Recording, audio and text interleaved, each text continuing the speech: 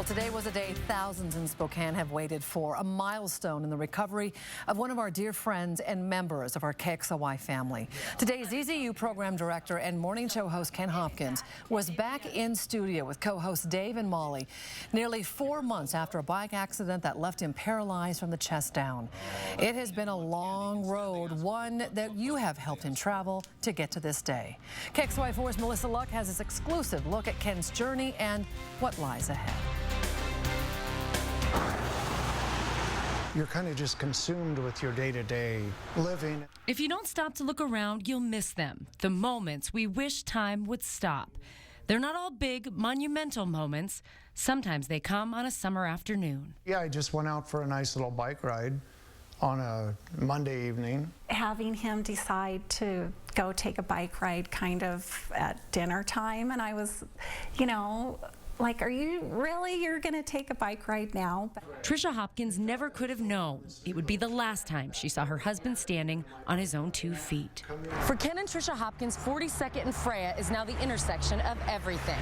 On the bike ride home, it was his last turn, 30 seconds from his own front door. Ken doesn't remember exactly what happened or how they found him.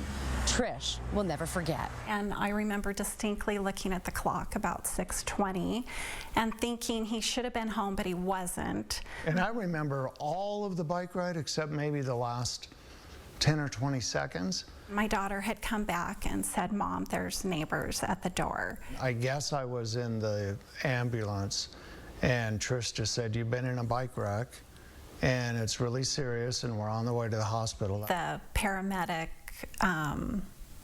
told me this is very serious. He can't feel his lower extremities. That changed, our life changed in that moment. The Hopkins took those next days hour by hour, one tiny step forward, 2 dozen steps back. Back at the radio show he's been a part of for decades, Dave and Molly tearfully shared the news, then had to answer what so many were asking. What can we do to help? A lot of us have grown up with Ken. I mean, that's the show that, I said this on my Facebook, but that's the show that could put a smile on our face when no one else could. And that's the show that brought us laughter when we most needed it. In a matter of days, fundraisers came online. Coffee was sold, we bought pizza and wrote letters. And Ken and Trish, their humble private family, uplifted by the kindness of strangers. And looking at Facebook and seeing lines of cars in pictures, it was like, I can't believe this is happening. I've had several letters that just, it almost makes you weep. While a GoFundMe account climbed past $50,000, crowdfunding felt more like crowd surfing. I describe it as the community just, like at a concert where people are just carried over hands. I mean, I visually that is what I envisioned, by the community, by family and friends, just moving us along this path. That path made easier by that community support. This power chair that gives Ken so much freedom, that came from your donations.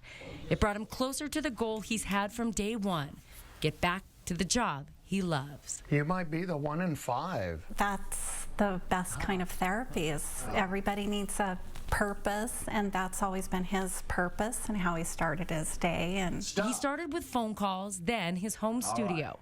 Every step leading to today. I'll be waving you goodbye. Make sure he gets in the door, and then gonna be like dropping your child off at the first day of kindergarten. Hey, welcome in one and all. 92.9 CCU. Look at this. And just like that, Ken is back. You've never had so many people looking at me at, at 6:15 in the morning. Ken Hopkins is home. I think I speak for the 82,000 people that are listening at this moment. Right. It's great to have you back. The journey isn't over, of course, far from it.